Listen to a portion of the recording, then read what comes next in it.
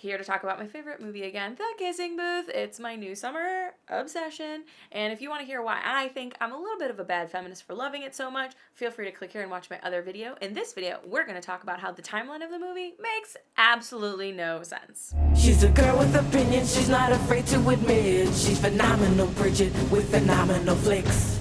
Okay, everybody. I know what you're thinking. Bridget, you're too critical. And you know what? Maybe I am. But I can tell you right now, the movie timeline of this movie does not make any sense. It starts in August. It follows a year through school, except for that we only really see September, maybe the week of October at the beginning, and then we really only see May.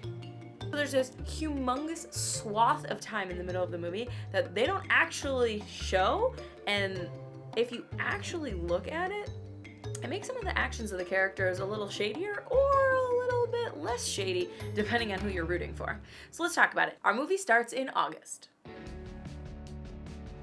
And in September. Okay, now we're in week 2 of September. This is super important. We're only in week 3 of September. The final week of September. Okay, maybe I'll give you that we have eked into October. And now the secret romance is going to unfold. October, November, December, January, February, March, maybe April? Based on extrapolating some dates of normal high school end times, I've decided that Lee finds out about the relationship in April. Stay with me here. Usually high school proms happen sort of like mid to end of May, before graduation, before the end of the school year. So let's just say mid-May for the sake of our argument, which means that her and Lee were in a fight from the middle of April, remember I just decided on April, to the middle of May. So that 1 month of time is the couple of weeks she talks about in the movie where he's mad at her for the secret relationship.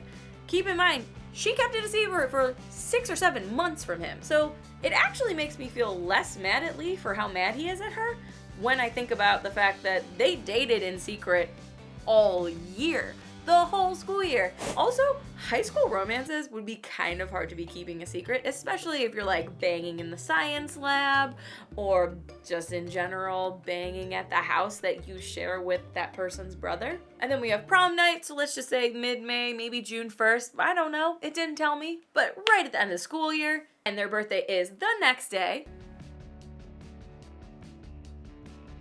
And hooray! Now they're having their summer montage for June, July, and we're back to where we started in August. And now Noah is leaving in a suit jacket and sweating to death.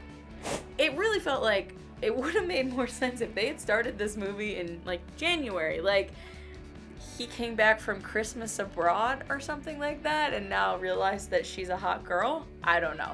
But it really didn't make sense to start in September, or maybe have the carnival be like a Thanksgiving carnival or something later in the year, because having so much of the movie happen in the first like month of school and then so much of the movie happen in the last month of school really made the betrayal of trust that Elle and Noah did so much worse. If you don't think about the timeline and you just realize that it's LA, so it's kind of hard to tell what time it is, there's never any snow, there's never anything to get in the way of making you realize where we are in the year, then just enjoy it. You don't need to overthink it the way that I did. If you enjoyed my overthinking, feel free to watch me talk about why I think this movie maybe makes me a bad feminist. Also check out my other reviews into the movies that I love. The movies that other critics are maybe a little bit quick to say are shitty movies, but we know the truth. They're the bomb.